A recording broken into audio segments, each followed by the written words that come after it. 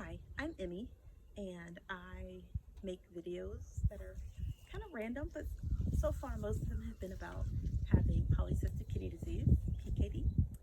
And today I'm going to talk for a minute about having PKD, and one of the things that's not often discussed that comes along with it is depression.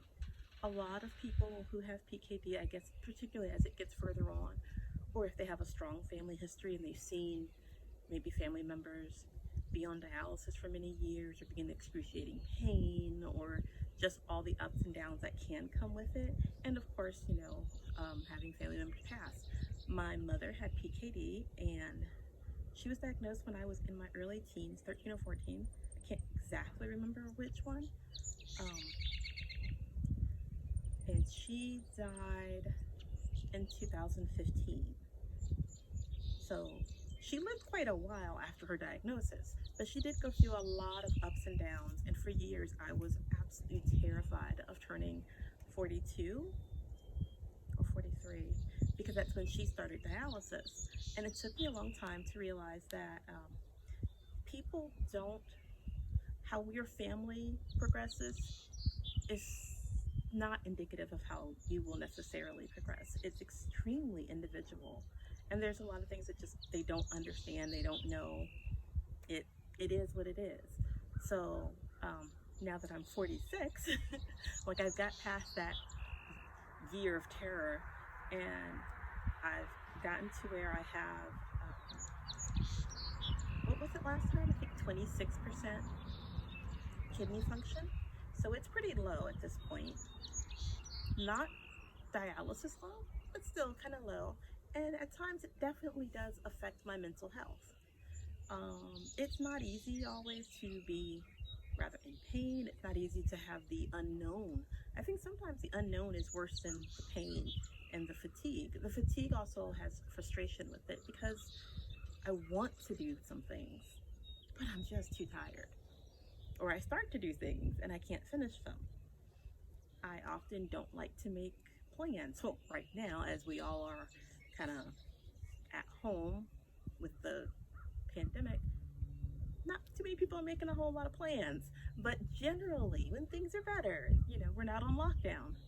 I want to make some plans with my friends here and there, but I'm reluctant to because I hate to be the person who you call and go, "Are you ready?" And again, no, I can't make it. I don't feel well.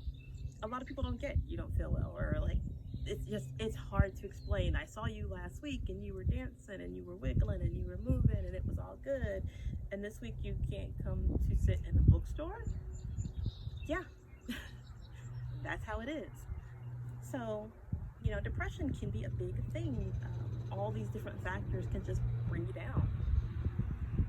Now, I'm not sure if a lot of the people dealing with it have a clinical depression. I'm bipolar, so when I get depressed, I get depressed. I get good and depressed. Like, I'm not moving, I'm not showering, I feel nothing. I'm not even sure why life exists, and I write angsty poetry. I always write angsty poetry, but, it's bad. So I don't know for people who aren't bipolar or who don't already have diagnoses of major depressive disorder, what exactly their experience is. But I know mine can be pretty bad, and I try to do things to keep my spirits up, and I take medication. I am not one of those people who is like, no, no, you should never take medication. Do you, boo boo? Whatever works. If medication works for you, you keep at that. If having extreme structure and things works for you, and you don't feel like you need medication and your life is going okay, you keep that up. Good for you. Okay, I've been sitting in that spot. That's that. Good grief. I have been sitting that way for too long now. My poor leg is about to fall asleep. What else? One of the things that I have that I didn't learn about until I was in my 30s and I had moved from North Carolina to California was a prescription pet. We moved into a apartment complex that didn't allow pets. And because I had always been very scared of dogs, I liked that. And then the third day we were there, I saw somebody walking around with a giant dog. And so I went and I was like, well, what is up with that? Or were they grandfathered in? This is the change. What happened? What's the deal? Like, oh no, you can have a pet if you have a prescription. And I thought, you can get a prescription for a pet? Interesting. So, fast forward many years, I ended up, I love pets, oddly enough, and I have dogs. I love my dogs. Other people's dogs are suspect. But I have 3 dogs, and between my husband and I, we have prescriptions for all of them. They are emotional support animals. They are not service animals. That would take a completely different amount of training, intensive training that neither of us have the oomph to do, frankly. Even though I've wanted to get a support animal, it's not easy. If there are not that many available, you can train them yourself with the help of someone. It's just still very difficult. You have to get the right temperament, and many things go into it, including making sure you have the right kind of person to do the training.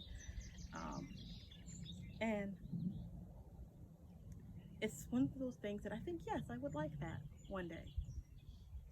But we'll see if that ever happens. But for now, I have my 3 Muttley-Muttleys, who I decided not to put in the video just because I didn't want them knocking over the tripod. Because I use my phone as everything. And yeah, them, and I already broke the case. I'm waiting to get a new one. So I'm trying to be a little careful with it.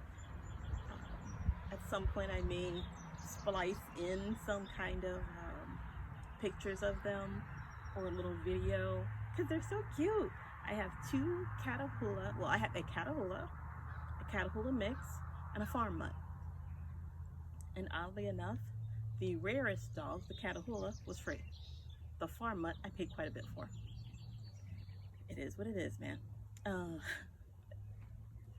Anyway, so those are my emotional support pets. They do an amazing job. My farm mutt, Nellie, she is a cuddly bug. She wants you to pet her and love her and hug her. And why do you need boundaries and personal space? What are those weird concepts, people? They're strange. My Malloy boy, he is the Catahoula Bull Terrier mix, and he's a sweetheart, but he's neurotic. He is so neurotic. I've never seen a dog who just issues. If you can let him curl up on you and not move, because if you move, he starts whinging. Meow, meow, meow, yell at you, because how dare you move? You're his pillow. So I'd say he's the least supportive of the 3 dogs, but he does make me laugh. So maybe that is his own special brand of support. And our Catahoula, Romeo, was gifted to us by someone who simply didn't have enough space for him. We have a really big yard. All the stuff behind me is only the yard going the short way. If I turned the camera this way, you could see the yard going all the way back. I live in a park, so I have my yard and then I have park.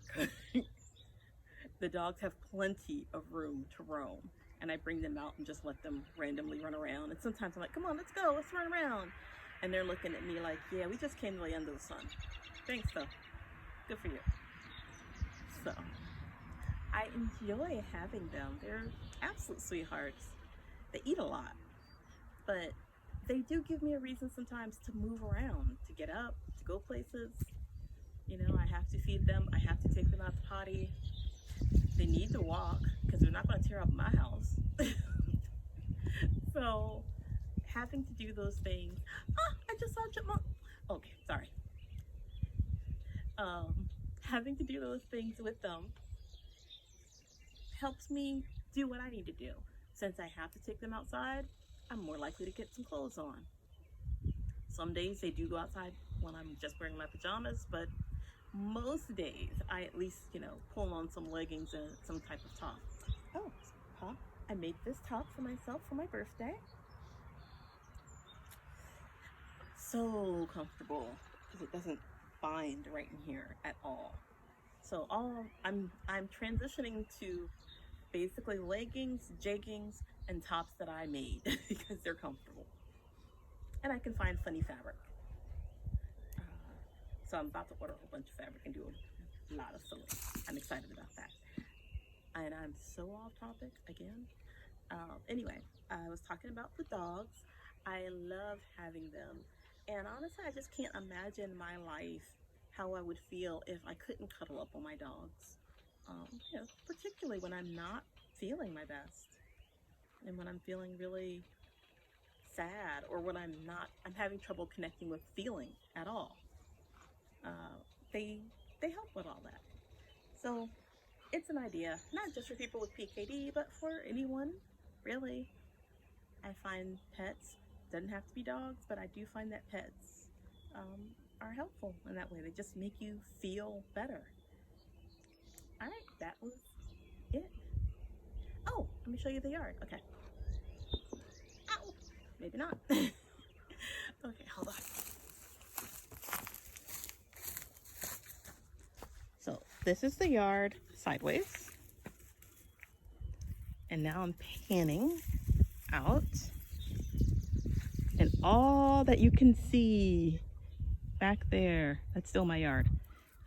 And where the trees look fairly close, that's the border of the yard on this side. So as you can see, my backyard is kind of huge.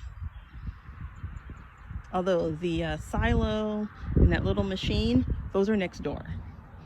So they're right beyond the border of the yard on the other side. So, thanks for playing.